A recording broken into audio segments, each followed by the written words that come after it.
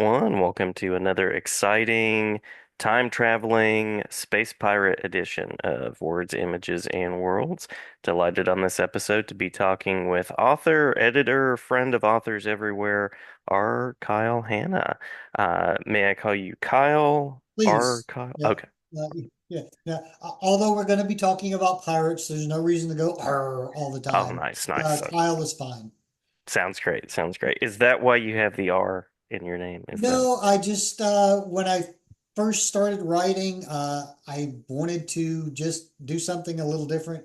I've always gone by my middle name, so it just sort of flowed, and now 15 years later, I'm kind of stuck. I get that. I get that. I soon learned there are a couple of Jason D. Harts in the world. I had no idea. So the way one styles one's name is important in these circles of authorship. Absolutely. Yeah. Once you get a brand, stay with it. That's right. That is right. Well, you're familiar with the world of publishing, branding, sharing ideas. You and I have connected as you are, as I mentioned, connected with other authors as well. And on this episode, we're talking about the storytelling approach that you take, folding in a little conversation about the editorship as well. And I know that Time Assassins is one of the titles that we'll be mentioning. Yes. Uh, I started writing way back in high school, which, millennia ago, if you will, um, as an outlet just to stay out of trouble. And, back then they didn't have a name for ADHD. It was just hyperactive. So I found an outlet and I sat in class and stayed quiet and I wrote. And what is it? 15 years ago now, I published my very first book, and that that kicked it off. And my second book, believe it or not, is actually called Time Assassins. This was the second book that I wrote, Hmm. and it involves a future assassins guild that sends assassins back in time to tweak history in their favor, which just happens to be our exact history. So it all kind of worked out. Nice. It's been super well received. It came out in 2012, and it is one of my best-selling books. There's three books in the series, and I've traveled all over the country selling those, and people absolutely love it. Yeah, yeah. Now, with science fiction, I know there's the science side, there's the research that goes into getting Mhm. some of those details, but then with a historical approach like that, especially across multiple volumes, I'm sure there's time spent getting time correct. Each book cost me about 9 months of research. Wow.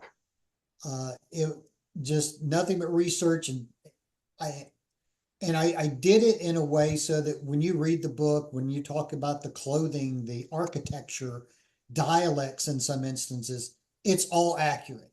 Mhm. And I know you mentioned the science. This is not about the time travel. This is about history. And the whole premise behind it was so many people find history dry and boring. So I Mhm. wanted to find a way to teach it that was interesting. So this is just a history lesson wrapped up in an action adventure story. And I actually had an eighth grade homeschooler years ago. She caught me at a con the next year. She goes, I got your book last year, and I learned more from that than I did my textbook. Thank you. And I Love was it. like, okay, so I'm at the pinnacle of success, right? But Absolutely. it just keeps going, and I'm happy to be a part of what we do. Very cool. Very cool. Well, as somebody who has taught eighth grade before, I was an eighth grade teacher for 8 years. I can tell you that that is no easy task to share information, and they get into some complex topics. Yeah. Well, and I can tell you, going through college in the 80s and 90s, we all had that professor that just stood there like a rock. Abraham Lincoln was killed in Ford's Theater, and you're asleep in like 5 minutes, especially Hmm. if it's an 8 a.m. class, right? So I made it very immersive as you're reading the book. You're sitting in the audience, your character sitting in the audience watching the play. the shot rings out. John Wilkes Booth drops down right in front of you, and the crowd scatters, and your character runs out the door, and it's very immersive. And it's those kind of things. Years later, you'll be going, "Oh yeah, I remember. I read about this somewhere," and you can just thrill your friends with a bunch of trivia. Yeah, love it, love it. We also have No Harbor. This is Yes. another of your titles, and this is uh, piracy. This was the R reference we were making earlier, as well as not just piracy, but piracy in space. Right. I've always joked that I was either born 200 years too late or 200 years too early because I'm a pirate at heart.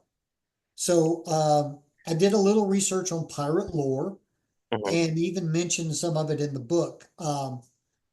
But it's an action adventure story set in space. It's got pirates, it's got the police, it's got all these elements, but it also has a main character that it's partly a coming of age story. He finds himself in the midst of pirates and learns to grow up that way.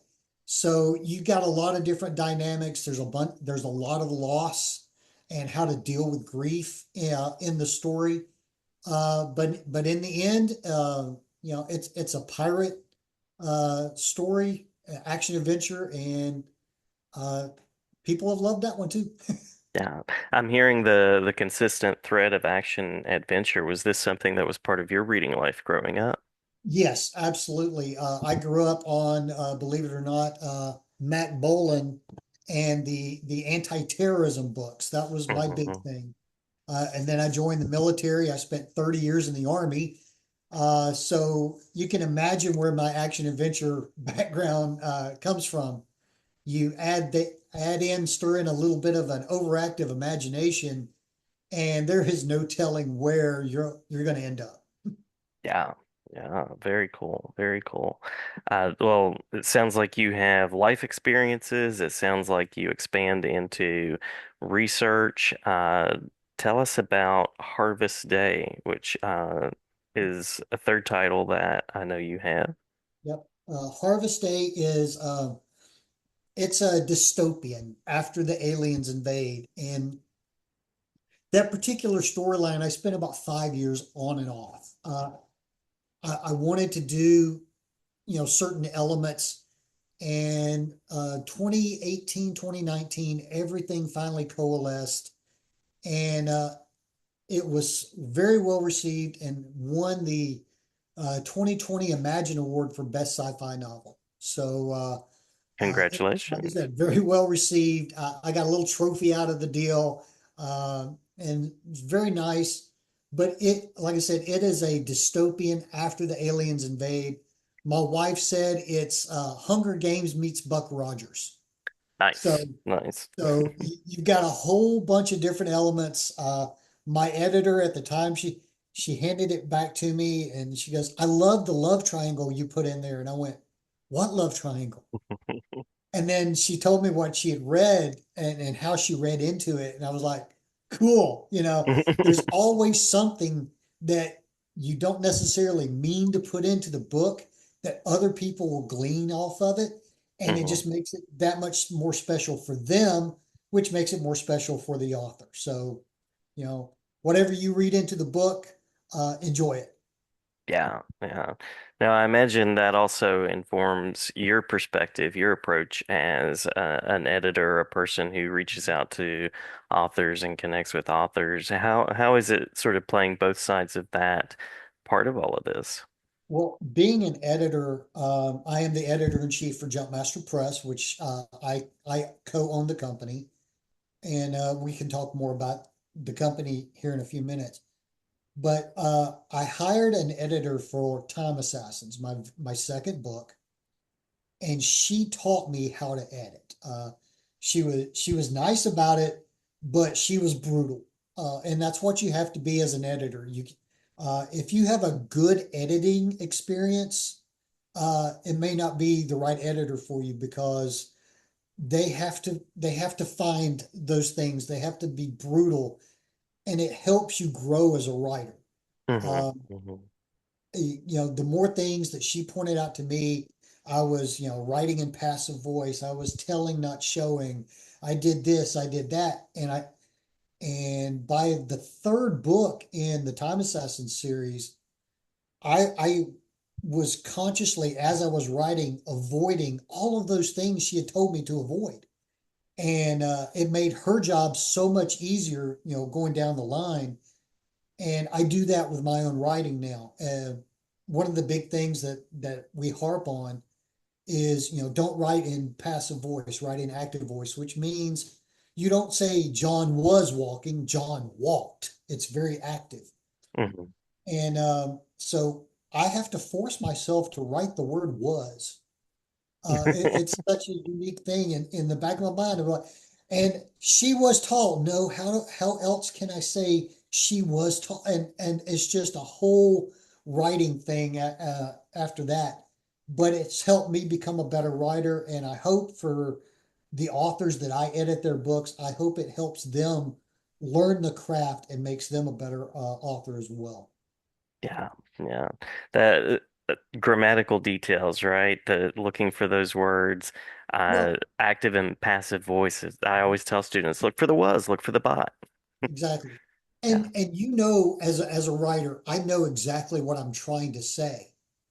But during the editing process, even when I self-edit, I have to stop and say, but is the reader going to see what I see or how someone says it? And so being an editor has truly helped me with my own writing. And so when I submit something to an editor, they go and go, okay, you got this and this and this, but it's 50 things in a 75,000 word book instead of 1,500 things. So it makes everyone's life so much easier. And I don't care how good you are, there's always going to be something in the book that you meant to say one way, came out another, or you missed a word, Hmm. or whatever. And so, uh, if you are an author, the editing process is so important, not only to help you, but to help the reader see your vision and thoroughly enjoy the book. Because, and my wife, huge reader, she'll come up to me, she'll say, this word was misspelled and it distracted me. Hmm. And it's not, it's in my book, it's in someone else's book, it doesn't matter. So the fewer errors you have, the less distracting your reader is going to be, and they can fully immerse in the story and enjoy it. Yeah.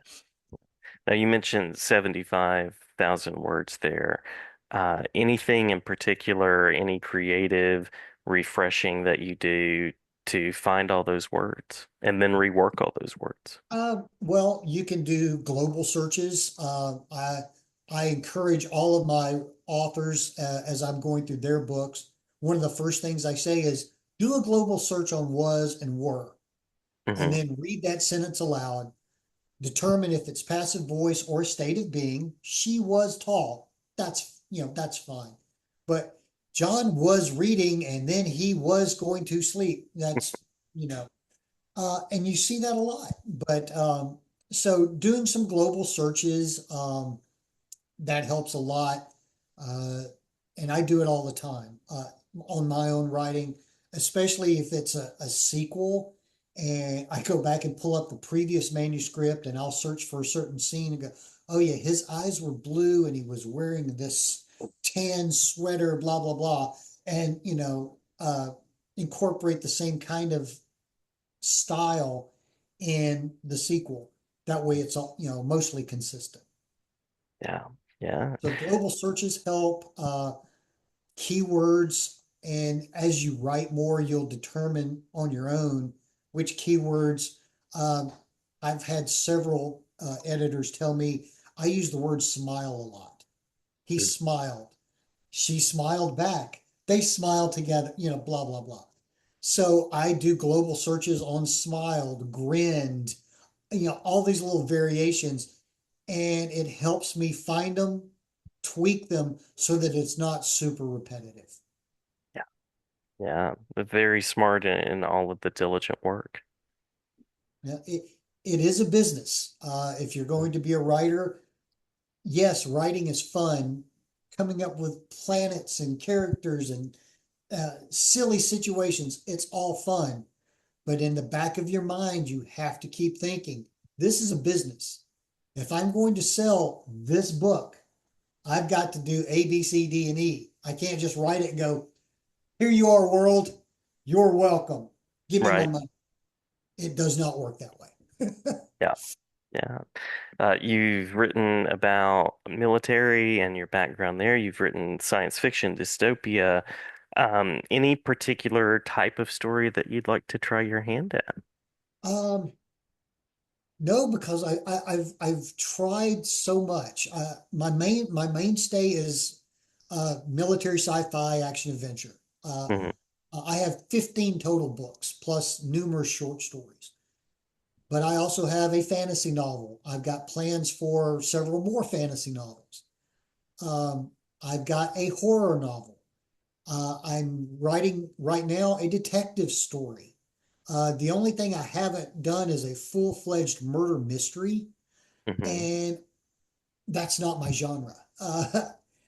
So it's probably not going to happen there. But like I said, I'm writing a detective novel now with one of my other authors from Jumpmaster Press, and we're having a blast. It's so much fun to bounce ideas off each other and take a sentence that one of us writes and the other one tweaks it and just makes it so much better. And as you're reading the story, you know, the two different writing styles blend, and it's a female detective lead. So Dawn, my co-author, she writes all the feminine, the touchy-feely, the feminine parts of it. And I'm over here writing action scenes and shoot 'em ups and stuff like that. And then you blend it together, and it's a fantastic story. Been very well received over the last year, and that's why we're writing a sequel. It's a lot of fun to put all these things in, and going back to your research thing, I spend a lot of time on Google Earth getting street names right in Savannah, Georgia, where this story takes place. And turn left on Abercorn Street, and then you come to the mall, and it's a wild chase through the mall and all this stuff. And it was so much fun to do that. And um, so yeah, there's although sci-fi is my main genre, I have branched out, and I've had a lot of fun writing in all of these worthwhile areas, and I'm gonna keep doing it. Love it. Love it. Uh, Tell us a little bit more about Jumpmaster. How did your collaboration there begin, and what sorts of titles can people expect if they want to check out the press? Jumpmaster Press, we created that in 2018, so this is our sixth or seventh year. And it was born out of, I had gone through three previous publishers, and I had a laundry list of things not to do to your authors because I Mm-hmm. had them all done to me. And my business partner was just finishing up his very first book. I was on number five, he was on number one. And he goes, okay, so what do I do now? And I said, well, I can tell you what not to do. And he goes, well, do you think we could do it better? And I went, yeah. So we got together, we created a laundry list of things not to do to authors, and Jumpmaster Press was born. And what, 7 years later, we have 40 authors from around the world, including celebrity authors. We're about to sign a second one.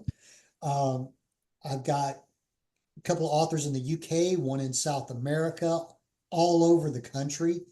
And it's just a great group of folks. We support each other, and help each other when we can.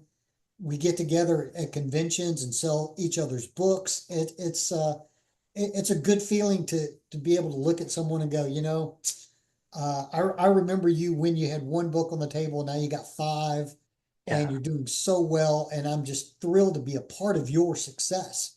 Mm. And you know, that's what this is all about. Yes, there are times to be selfish and concentrate on yourself, but what somebody else writes a vampire book or a murder mystery or something, it's not my genre. So if Hmm. a reader comes up and goes, I like murder mysteries, I have no problem pointing them over to Dale, my murder mystery author, because I don't write that. And she had likewise doesn't write sci-fi or fantasy, so she's over here showing uh our steampunk novel Hmm. and Hmm. that series, and we just help each other out, and it's so good to be a part of someone where yes, there's a time to concentrate on you, but it's just a lot of fun to help others as well. Love that. Love that philosophy as well. Now you ask about other titles. Hmm. We've got right at 100 titles from 40 authors.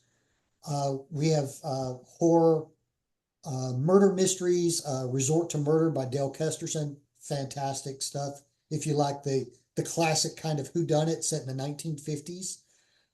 Dawn Kirby, she is my co-writer for the Rose Thorn novels. She writes vampires and werewolves, and I've told her for years. I've known her since my second publisher. We were there together, and she asked me about it one day. I said, "Oh, it's much better than Twilight." And that's been the running joke for a decade now. Is your books are better than Twilight? Don't worry about it. I've got steampunk from Philip Ligon. I've got historical fiction from Armin Shimmerman of Deep Space Nine fame, Hmm. and from Steve Dahill, who is a nautical a mariner that lives up in Massachusetts. He's written a trilogy called The Age of Sail. It's all about boats and history, and it's so much fun. It's awesome. Uh, we've got horror novels, we've got other time travel, we've got science fiction, uh, tons and tons and tons of fantasy. Just go out to jumpmasterpress.com. And one of the other things we do, what? Oh, kids' books. Yeah, we do have some kids' books. My wife's over there giving me hints. I So, love it. Love it. Yeah. but Great, great space as well. one of the other things that we do at Jumpmaster Press is we have turned our classics into what we call black spine books. Oh, nice. Uh-huh. It's it's nice, it's black, but on the inside, it's white on black paper. Huh. And it's these books are absolutely gorgeous.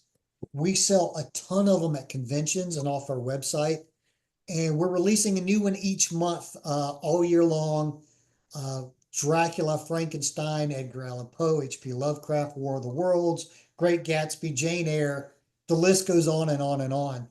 And those are quickly becoming some of our most popular books because they are so unique. They're collector's items. And I've got a whole shelf just full of them in my living room, and they look so good. Uh, Hmm. so jumpmasterpress.com, and you'll find it all right there. Wonderful, wonderful. You mentioned convention spaces, so any particular conventions you'd like to shout out, social media Um, spaces, any of those kind of things? well, we're on social media, Facebook, Instagram, and X, just and YouTube. We have a YouTube channel with audiobooks. So just search Jumpmaster Press. You'll find us. Please follow, tell your friends, tell your enemies, just tell everybody. Um, but as far as conventions, we normally do between 10 and 15 every year. We're on pace to do 10 this year, I believe.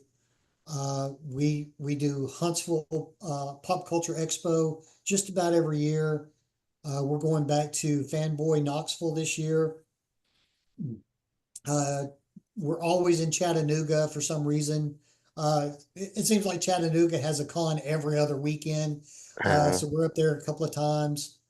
Iron City Comic Con right here in Birmingham, Alabama, end of May. Uh, Scott Ennis of Scooby Doo fame has his very first con this year in December called Cajun Con in Louisiana. We're going to be there. He's a good friend of the company. and we just travel around and sell books. We'll bring in our authors, and they can sit at our table and sell books, and just the camaraderie and the seeing the an author, especially a first time author, seeing their face light up when they sell a book and they get to sign it.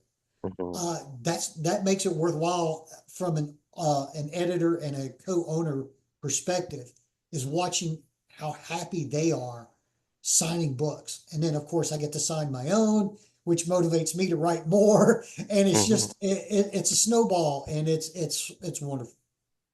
But love the creative community. I'm double checking. I think we've hit all the questions that I shared. Did we miss anything that you want to make sure to include? No, I mean, we can talk more about my books. Like I said, I've got 15 novels. If you like fantasy, check out Lighthouse Keeper. It is a action adventure story, go figure. Mhm. But it's got flying carpets, mythical creatures, an evil mage, and a young man on a quest for his destiny. And I had a lot of fun writing that. Funny story, it was 2019, 20, right before COVID. We were at a convention, and we had people just keep coming up. Do you have fantasy novels? Do you have fantasy novels? And we didn't have any at the time. So my business partner and I looked at him and go, all right, you come back next year. We're going to have fantasy for you. And he and I both sat down and wrote fantasy novels. His, it's E.G. Rowley, and the title, the book is called Sleeper. It is our number one bestseller for 5 years now. Wow. It is Norse fantasy. And so all these people came back the following year. We had fantasy novels for. And now, a few years later, I've got three bookcases of fantasy novels at a convention, and only one for sci-fi. Go figure.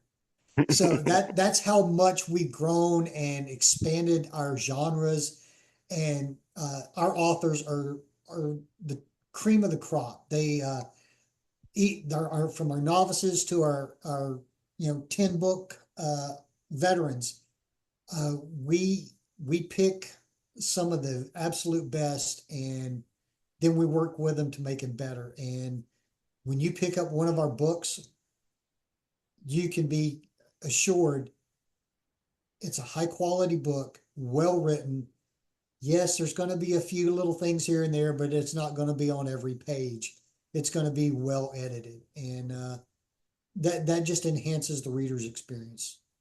Yeah. Yeah. Now, children's books, anything that you'd like to say about that We avenue? Yeah, we have several. We met an author several years back, and he was sitting across from us. He was an artist, and his artwork, just even across the aisle, was phenomenal. His name is Adam Sanford, and he walked over to us and said, "I have a children's book that I wrote and everything."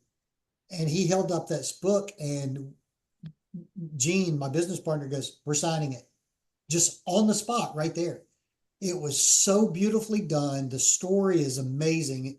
It's this little shooting star that's going out in the universe looking for friends. And then you get to the back of the book, and there's a dedication. Adam and his family lost a newborn named Samuel, and this Mm. was his story going out into the universe looking for friends. And it's one of our best sellers for children's. We've got a beautiful one called C is for Cryptid. It's learning your ABCs with all these cryptid animals.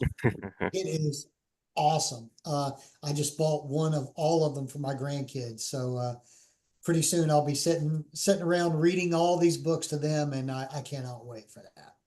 Love it, love it. M is for Mothman. There you go. There you go. Yeah. Actually, I think that's right. I think that's where she is. Well, absolutely. Well, many thanks for the talk, and certainly Yeah. glad to talk about other titles. Glad to be a space for authors to visit anytime. And yeah, maybe I will see you at a convention space as well at some point. Yeah, I don't know when this is going to air, but at the time of this recording, Mhm. We'll be in Huntsville this weekend, April 24, 25 through 27. Armin Shimmerman is flying in from California to join us. He'll also join us in Arkansas in August. So he gets out a couple of three times a year. Always a huge crowd with him. He'll talk books, he'll talk Star Trek, he'll talk Buffy the Vampire Slayer, but mostly he'll talk books. He Mhm. loves being known as an author. I know you just interviewed him, so I'm sure Mhm. you got an earful about his Illyria series, which is absolutely fantastic. Yeah, yeah, absolutely. Well, many thanks, and all sounds good. May the creating continue and safe travels to the conventions. Well, thank you so much. Thanks for having me on.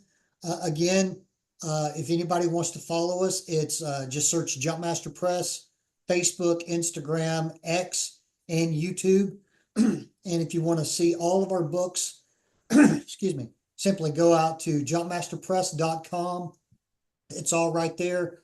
We have ebooks there. We have our audiobooks in a physical card that you can take with you. Uh, the Black Spine books, it's all right there on the website. Well, wonderful.